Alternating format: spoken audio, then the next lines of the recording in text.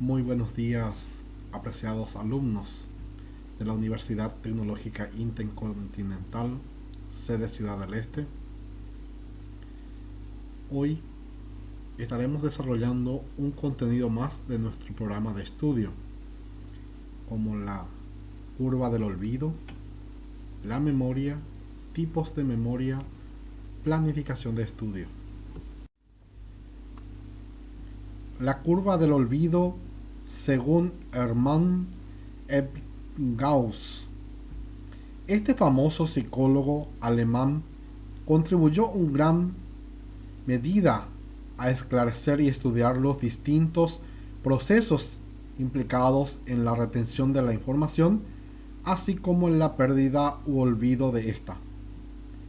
Sus estudios le condujeron a realizar una serie de experimentos con él mismo como sujeto experimental, en los cuales se trabajaba a partir de la repetición hasta la memorización de series de sílabas que se repetían hasta su perfecta memorización y posteriormente evaluando el nivel de retención de dicho material a través del tiempo sin realizar ningún repaso del mismo.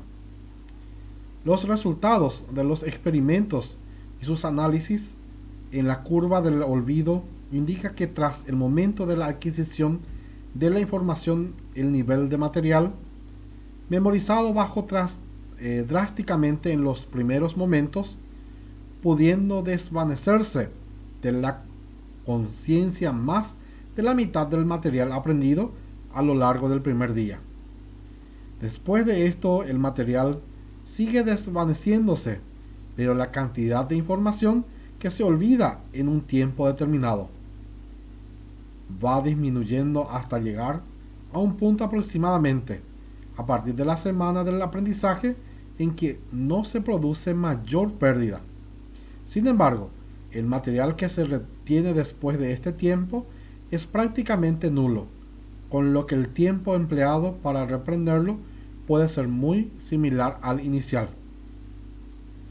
Algunos aspectos destacables que se dejan ver a partir de la curva del olvido es que en todo momento es necesario menos tiempo para reprender un material que para aprenderlo desde cero, incluso en los fragmentos que se han desvanecido de la memoria. De este modo, junto a otras investigaciones de diversos autores ayudan a hacer ver que en el proceso de olvido la información no se desvanece de la mente, sino que pasa a un nivel inconsciente que permite su recuperación mediante el esfuerzo y el repaso. La memoria. La memoria humana es la función cerebral resultado de conexiones sinápticas entre neuronas mediante la que el ser humano puede retener experiencias pasadas. Los recuerdos se crean cuando las neuronas integradas en un circuito refuerzan la intensidad de las sinapsis.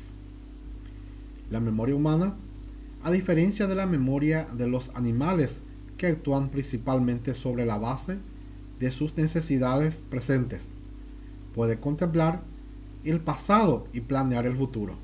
Respecto a su capacidad, se ha calculado el cerebro humano puede almacenar información que llenaría unos 20 millones de volúmenes, como en las mayores bibliotecas del mundo. Algunos neurocientíficos han calculado que en toda una vida se utiliza solo una 10 milésima parte del potencial del cerebro. La clasificación y tipo de memoria. Existen tipos de memoria según William James 1890 fue pionero en formular la distinción entre estas, pues concluyó que existían la memoria primaria y memoria secundaria. Más tarde apareció la denominada teoría multialmacén de Richard Atkinson y Richard Sfrim, que entiende que la información van pasando por diferentes almacenes de memoria a medida que se va presentando. Según esta teoría, contamos con tres tipos distintos de memoria: la memoria sensorial, la memoria a corto plazo y la memoria a largo plazo. La memoria sensorial, que nos llega a través de los sentidos, es una memoria muy breve, dura entre 200 y 300 milisegundos e inmediatamente desaparece o se transmite a la memoria a corto plazo. La información léxica permanece el tiempo necesario para que sea atendida de manera selectiva e identificada para poder procesarla posteriormente. Memoria a corto plazo: cuando se ha seleccionado y atendido una información en la memoria sensorial, pasa a la memoria a corto plazo, también llamada memoria operativa, a memoria del trabajo. Su capacidad es limitada, 7 más menos 2 elementos, y realiza dos funciones.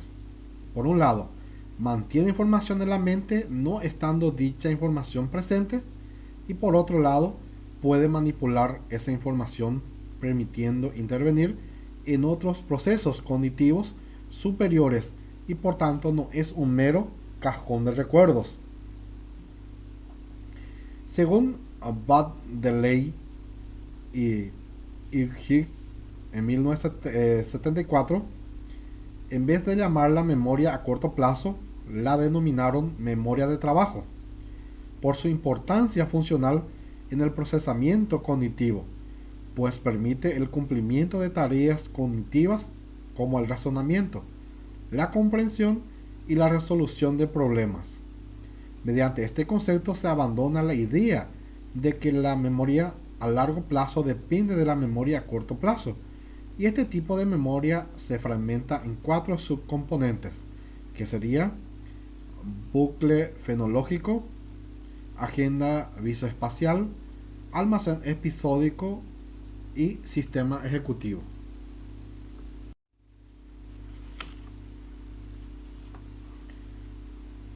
Memoria a largo plazo: permite almacenar la información de forma duradera y la podemos clasificar en memoria implícita y explícita. La memoria implícita, también llamada procedimental, se almacena de manera inconsciente. Está implicada en el aprendizaje de diversas habilidades y se activa de modo automático. Montar en bicicleta o conducir un automóvil no sería posible si en este tipo de memoria. Memoria explícita está asociada a la conciencia, o al menos a la percepción consciente. Incluye el conocimiento objetivo de las personas, los lugares y las cosas y lo que ello significa. Por tanto, se distinguen dos tipos: la memoria semántica y la episódica. Memoria semántica se refiere a la información léxica que hemos acumulado durante toda nuestra vida. Son los conocimientos sobre el mundo exterior, históricos, geográficos o científicos, los nombres de las personas y las cosas y su significado que hemos ido aprendiendo a lo largo de nuestra vida. Este tipo de memoria es necesaria para el uso del lenguaje. Saber que Madrid es la capital de España es un ejemplo de este tipo de memoria.